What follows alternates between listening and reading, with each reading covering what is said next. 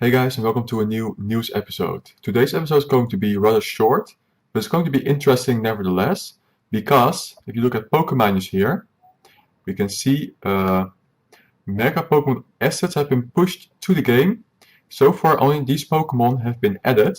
So we can see a Mega Raid Egg, which is going to be for the raids. The Mega Raid 1, so once you have won the Mega Raid battle, this will display on the gym. We can see Mega Venusaur with its shiny version as well. Mega Charizard X, Mega Charizard I, Mega Blastoise, Mega Beedrill, and Mega Pidgeot. So we were aware of the Kanto starters and Mega Beedrill, but Mega Pidgeot has also been added. And also interesting to see that all of the shiny versions are available. Well, I guess they have to.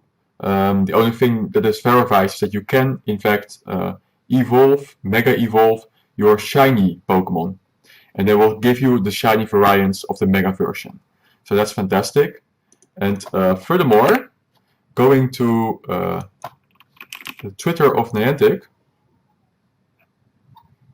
2 hours ago they said, trainers, we have huge news coming your way. Or should we say mega news? Stay tuned. So we can see here some mega stones. And clearly the mega hype is happening now. It's going to be interesting to see when the new news comes out. It might be in about 2 hours from now. And it might be tomorrow or a little bit later. But I think it's going to be happening very soon, guys. Then next we are going to PvP here. We can see an infographic here. Now let's go to PVPoke first. We can see from the Master League which are the best teams. So we can see here that the Giratina and the Dialga, Mewtwo and the Zekrom are still doing very well. So not much has changed for the meta of the Master League. So the teams that you were successful with last season, you should be able to be successful with them again this season. And yeah, it's a bit of a stale meta, unfortunately. Then we can see here from G2G Media, we have another infographic to see how many fast attacks are needed to get to a charge attack. When we look at the Giratina version here, this is the altered version, this is the origin. But looking at the altered version, we can see that for Shadow Claw, you would need 5 Dragon Claws and 6 Shadow Sneaks. However, if you are running Dragon Breath, then you would need 12 Dragon Breaths in order to acquire a Dragon Claw, or 15 Dragon Breaths to acquire a Shadow Sneak. So again, this is a nice infographic to put next to you while battling, so you learn more about counting the fast attacks, and as we know from the experienced players, it is very important in order to become a better player. Then if we swipe here, and we can see the battle analysis for the Premier Cup, and we can see which teams are performing well in the Master Premier League. So Mamoswine got a little bit of a boost with the Power Snow being more effective now. So I think that you will be seeing more Mamoswines now in the Premier meta. Other than that, we can still see the Metagross and the Snorlax, Swampert, Dragonite, Machamp. Still all of the same Pokemon. Gyarados still there. And we can see that Conkeldurr has a really good rating. He's only used in one of the best teams though, but he's a very good rating for Conkeldurr. And again, for G2G Media has also made an infographic for the Premier Cup. And they made it for Arcanine, I'm not sure why.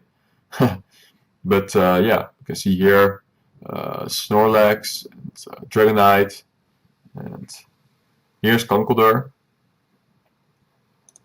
Another thing about PvP is from Toad Technical here. He's stating, mechanics of catching charged attacks changed in a recent update.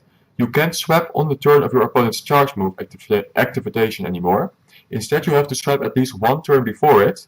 And he is questioning whether this intended behavior or an issue.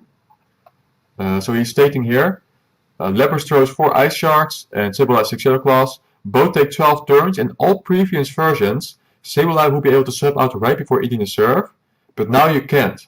So this is important for the people who are counting, and they know when a person is reaching a charge attack, they're counting it, and they make sure to change their Pokemon just before the other Pokemon throws the charge attack, so they can take the damage with another Pokemon on which the attack might not be very effective.